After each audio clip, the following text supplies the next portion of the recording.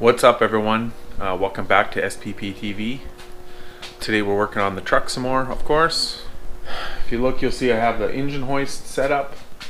Reason why is I have to pull the box off because I have a fuel leak at the top of the gas tank. Not really sure exactly what's leaking, but yeah, probably not a good idea for it to be leaking gas. So we're gonna lift the box up, roll the truck forward, and then try to figure out what it is. So let's get to it. All right, so as you can see, I got two straps like this, nice and tight to the hoist. I had to undo the battery cables and push them through. So now I have to just jack the hoist up. That should lift the box, and then I should be able to roll the truck forward to get access to the pump.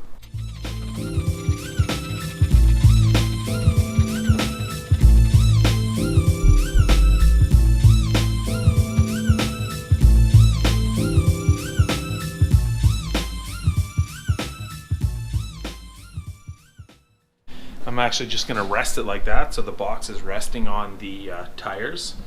And as you can see, now I have easy access to this area, which doesn't look like it's leaking right now, but it definitely was. So we're going to have to figure out from where. Okay, so I had to rehook the battery up, so put the cables back on.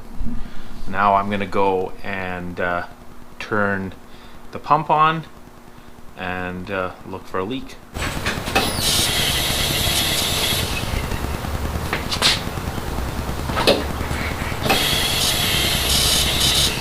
Well, it's definitely getting wet. It's not leaking from the fittings for these lines. It's actually just coming up. The seal that holds the sending unit in isn't sealing well because it's coming up from here.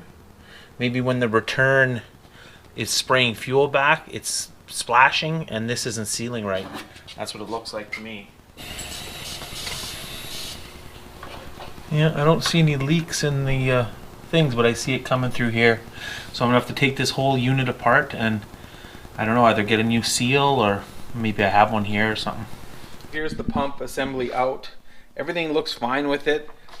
When I had it apart last time, this ring actually broke, and so I just welded it. But if you look at it, it's pretty bent up. So I'm guessing that was the issue. So I quickly ran out to Canadian Tire. I got a new one. Believe it or not, they actually had it in stock with a new rubber O-ring. So I'm just gonna switch it over and put this in and put it back together. All right, we'll give her a test drive.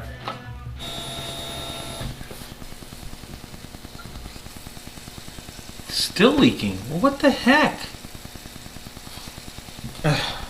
Well, that's curious. And why? Like, it's all new. There should be no way that anything should be leaking here. The thing I don't understand is if I loosen the gas cap off, you can tell it's under lots of pressure, but yet there shouldn't be gas. There's not that much gas in the tank. Well, I guess take it apart again. Okay, so I took it apart again, as you can see, and I think the issue was this clamp was kind of loose. Like, I tightened it quite a bit with the screwdriver, but I know I tightened them before when I put it together. But what I think it was doing is I think this was loose and actually fuel was spraying out of here straight up onto here and then causing it to leak. I tightened everything. I am going to put it back in and I'm going to try again. All right, let's try this again. See, I actually think that I could hear it before, like spraying. The pump sounded louder. And nothing's coming up now.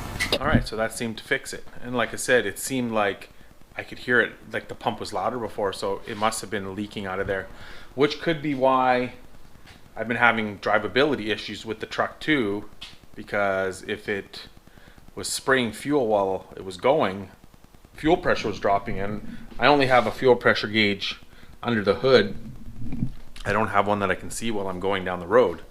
So maybe when I was stepping on it, it was actually losing fuel pressure. I'm sure it was, because if it was leaking out of the fuel pump. And actually it looks like it's holding at 40 psi on the gauge, and I'm pretty sure that it wasn't before. It must not have been, because if it's leaking, there's, you know, air could get in there. So that's good. So put the box back down and get her bolted back up.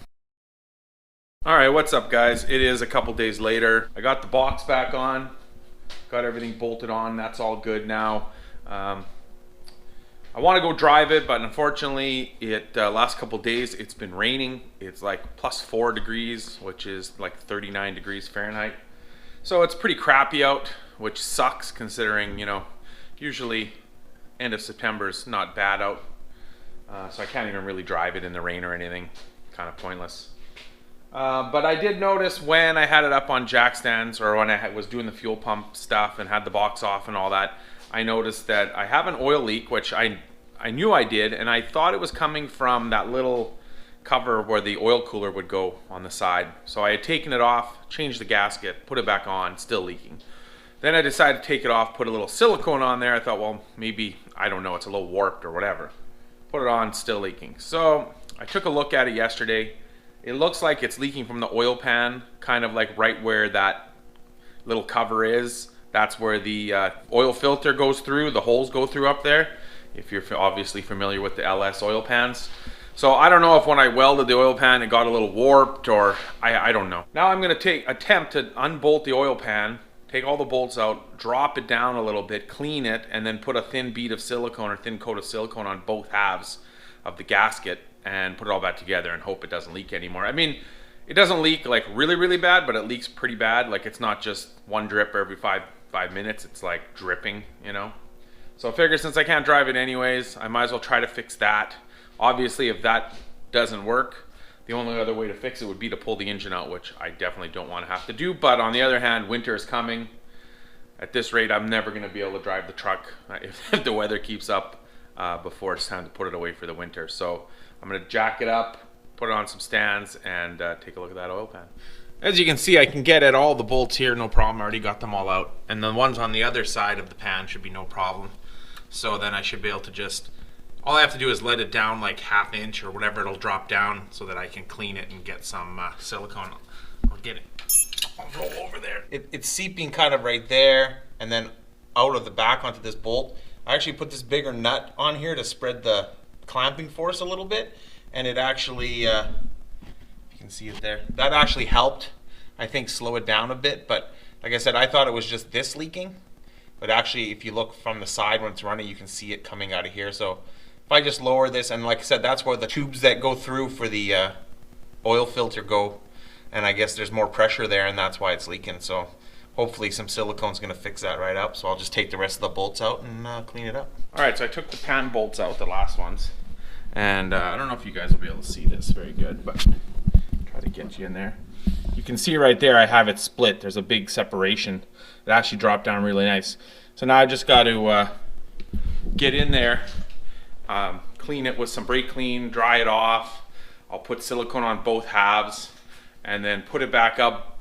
I'll kind of like snug the bolts, but maybe I won't tighten them all the way, and I'll let it sit for like an hour, and then I'll come back and I'll snug them all, and then maybe I'll just wait till like tomorrow to put the oil back in and hope it doesn't leak anymore. Got it cleaned up pretty good here. So there you can see the gap. So what I'm going to do is I clean that with brake clean.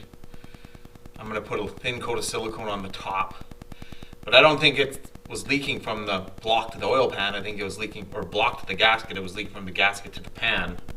So I'll put silicone on both halves, and then I'll put it back up, and like I said, I'll snug the bolts up and let her dry for a while. I mean, you really should never have to put silicone on these gaskets because they shouldn't really leak.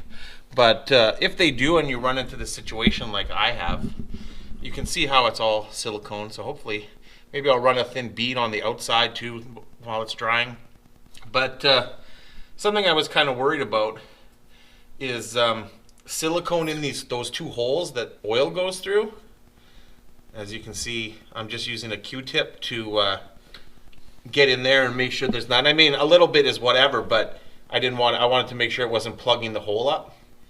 So I'm just going to go in here around, make sure there's not a bunch in there. This hole right next to where it screws on is the one that goes through, and then the other side goes up through this block off plate, which I took off. And then I actually just used a piece of wire like this with a little bend, and then I just pushed it up into the hole there like that, pretty far, moved it around, and then pulled it out, made sure there was no silicone on it. because you don't want silicone going into the filter and plugging it, and also you don't want it going up into the engine and plugging it. So once you're sure that that's all clear, then yeah, it's good to just let it dry and then put oil in. It's the next day. I already got some oil. I put in 1030. It's in there. So now I am going to start it up and let's see if it leaks. Okay, I got it running. It doesn't look to be leaking oil anymore, but now it's leaking water, which I had an oil water leak before from the temperature gauge. Let's just roll under and take a look.